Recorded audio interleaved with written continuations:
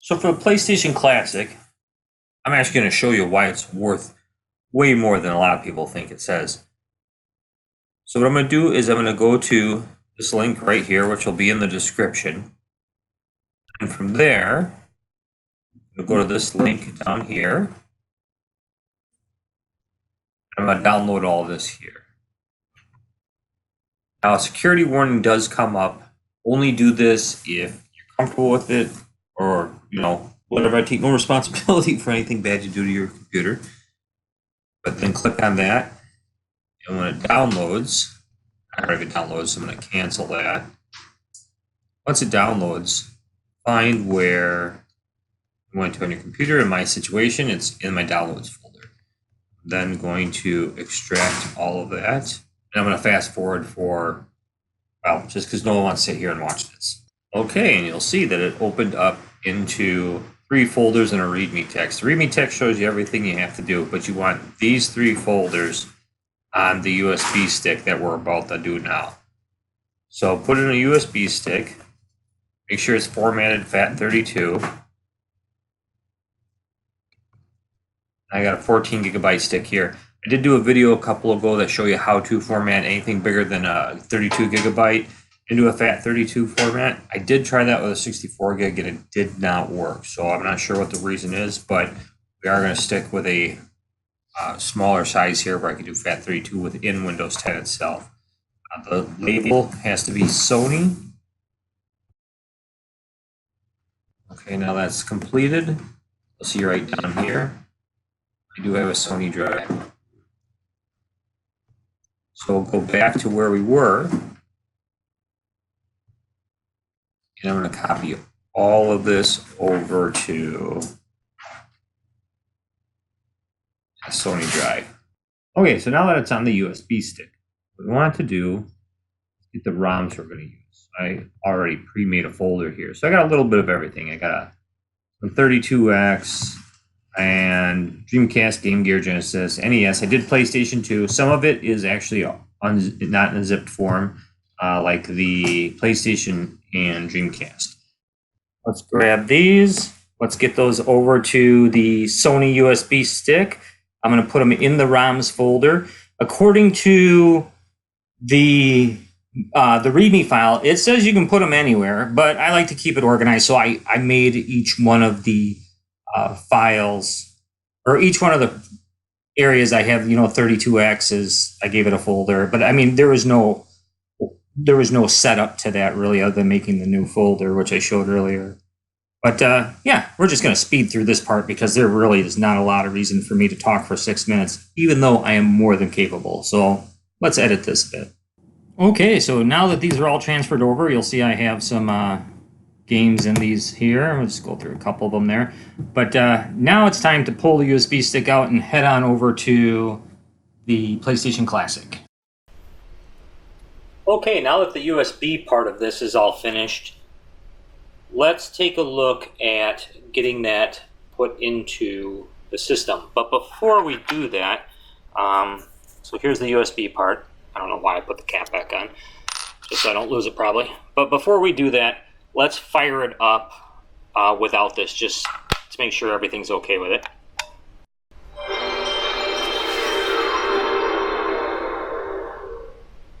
Okay, so see important health and safety warnings in the settings menu. There we go. All right, so we got all 20 games here, the normal games. It's kind of a nice little throwback there, the little PlayStation splash and everything. This system got a lot of hate, and for $100 maybe it wasn't worth it to some people, but if you saw my video on a game haul I did a while back, this was one of the items I had on it, and the overall was not that bad actually. But what we're going to do is we're going to power it down. Let's unplug the unit like it tells you to. Let's put this in. Let's plug it back in. Wait for the light to light up. It takes a bit. There we go. Got the light. Alright, so I got my controller. And now we're going to hit the power button. Whole lot of crossing of fingers here.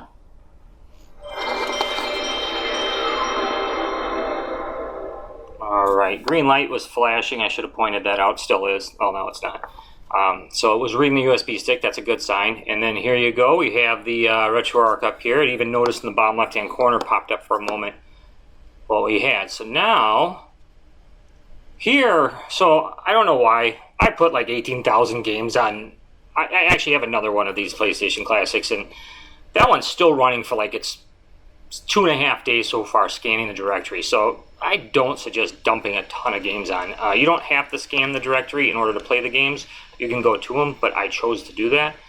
So what we're going to do is I'm going to hit scan this directory, and you'll see it says 0 of 39. So I think with the PlayStation having 2 files, I'd probably have 37. I never counted how many games I put on here. I just threw a few on. So you'll see it's going to do that, and we're going to let that finish. And it takes a bit, so through the magic of editing, it won't for you guys though. Okay, so now that it's done scanning, let's see if it worked. Let's see here. So let's go back. Take a look here. So we have the NES, the SNES, the Genesis, Amazing Spider-Man. I already forgot what I put on this thing. NBA Jam, that's a 32X. So it must have put that, these must all be 32X, yeah. Because there's a prototype in there. We got the Game Gear. So here's the Mega Drive. And then we got Battle Arena. And so there is over 20 games here. Let's see if wrestling. Yep, there's wrestling on there. Now let's try it out right away. Run. Alright. Sony. Let's go with that one. Let's see what happens here. PlayStation Classic configured on port 0. Welcome to SmackDown 2. Know your role. Now loading. So far, so good. And in theory, I would think that PlayStation would work pretty good on here. Of course, I chose the emulator. It isn't going with the one that it was built for, but unless I got lucky and just picked that one. Anything can happen in the World Wrestling Federation. There's a little skip there.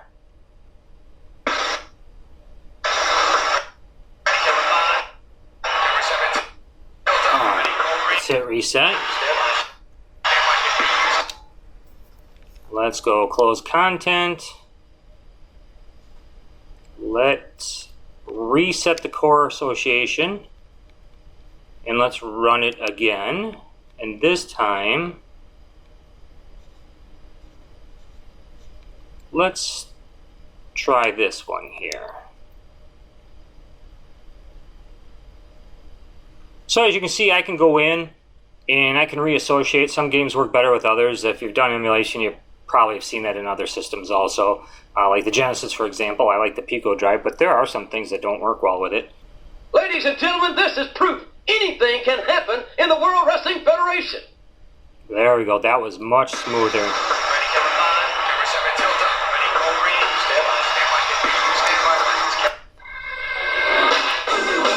Yeah, that even looked better. And we won't say that guy's name. What a shame. I always loved him in N64 WCW, but yeah, he had to go and be an idiot. I like that. Let's close the content. All right, so pretty happy with that. Let's go to Aladdin.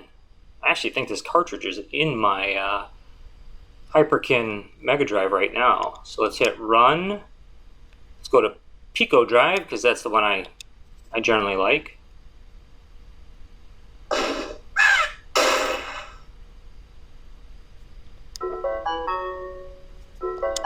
So far, so good. I mean, other than the fact that I'm going to be horrible at playing this, but in fact, I think this game was in my last video with the little Logitech goofy touchpad controller thing. So we got that, throw, jump. All right. All right. Where's that camel? There you go. Make the camel do your work. All right. Hit the reset button. Close the content. Go back. Let's go to one of the best Game Gear games ever. Run. I don't really actually have a preference on this. Let's just go with the gear system, the regular one. I should play this game a lot. In fact, this one might be in my Retron 5 right now with the adapter. Alright, so everything looks good there so far. Alright. Story mode. Blah, blah, blah. Yeah. Jason.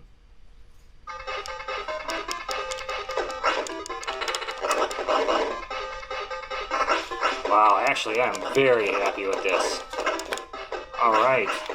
Hit the reset. Close content.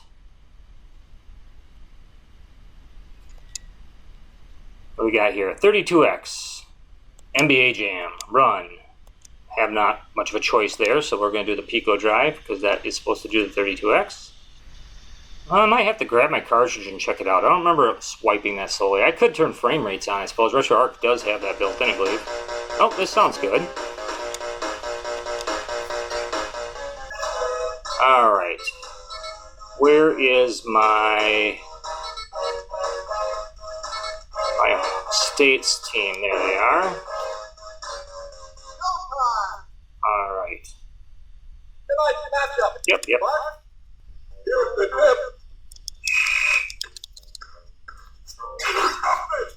Alright, so I missed. That's par for the course, but that plays pretty good. Let's close that content.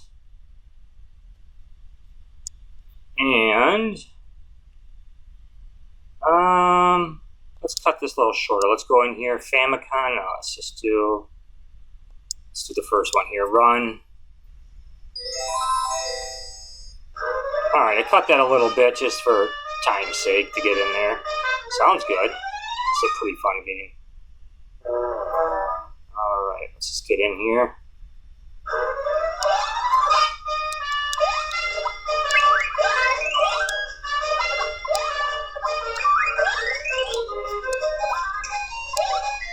I can remember how to play it even. It's always goofy using the wrong controllers, but alright, so that works.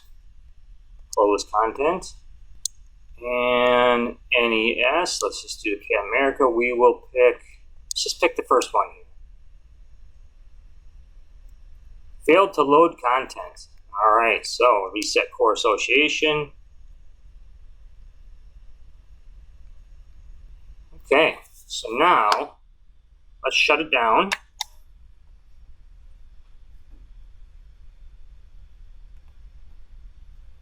Alright, so we're waiting for it to shut down. Oh, lights all are off.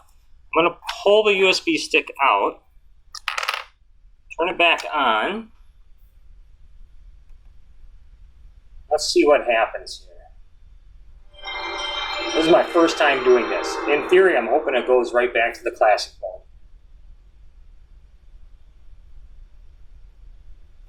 Which it did. Doesn't look like it has any problems. Everything looks good. Alright, let's power down again. And before I put this in, I'm going to edit out some time here because what I'm going to do is I'm going to unzip the NES files in here and see if that's the problem. Okay, so I unzipped all the NES files on here. I also double-checked the Dreamcast folder. The Dreamcast didn't show up at all. So that made me kind of curious. So let's pop that back in. And this time I'm not going to unplug it. I'm just curious to see what happens. We'll turn that on. It's blinking as if it's reading the USB.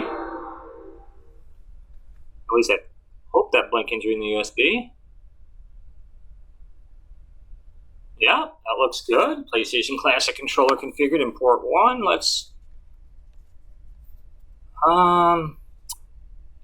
Let's do a new scan, but this time let's go straight to the folders. So I'm going to say scan this directory,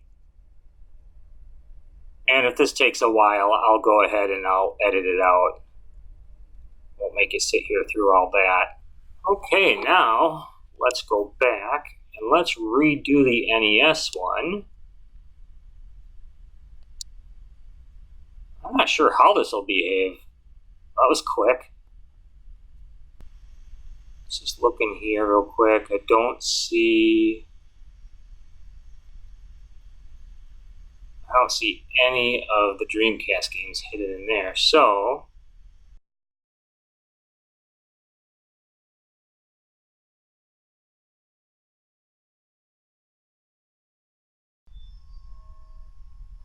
no item scanning sold content. So I wonder if that's because I have a CDA file extension. Alright, so for my first time loading up RetroArch, we'll say 1.5. I actually have another one, but because I put so many games on it, it's taking forever and a day to actually work. I had to go over to another one. But I know you can do Dreamcast on here. I've seen it, so I will work that out and figure out in a part 2 on what I'm doing wrong on it. So far, though, going forward, you'll see it actually wasn't too hard getting at least the SNES on there, 32X, Game Gear, Mega Drive, and adding to the PlayStation. So there's one thing I still want to try before we give up on it. Well, not give up, but move on. I'm unplugging the controller, and I have these h.e.r.o. USB controllers for the PlayStation 4, because you are supposed to be able to use the PlayStation 4. I'm going to plug that in. Device disconnected. h.e.r.o. it recognized it. Mini 4, that's awesome. Because some things actually require analog sticks. And I figured if you're supposed to be able to use the PS4 controller with a USB wire, then why not these? So, let's just walk around through here a little bit. Everything looks good so far. Run. It remembers its core because we've already done that. Mini 4 configured. Loading. Anything can happen in the World Wrestling Federation. Beautiful, that was smooth.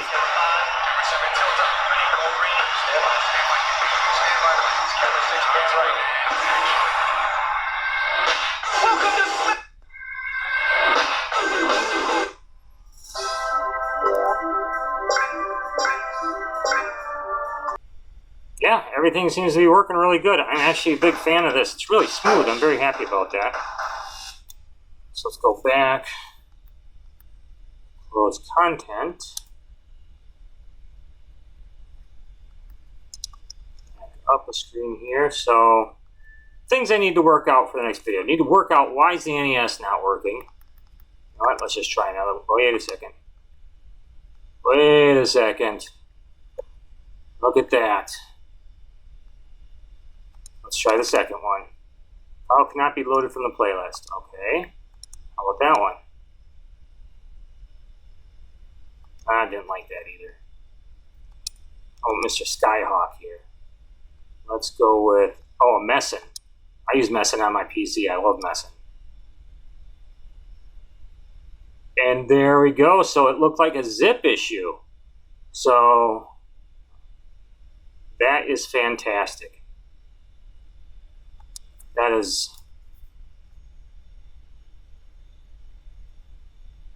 I thought I was going to have to figure out how to rip ROMs again and pull up the cartridges. Oh, but that sounds horrible. But that is a start. So let's go back. Let's close content. Let's reset core association.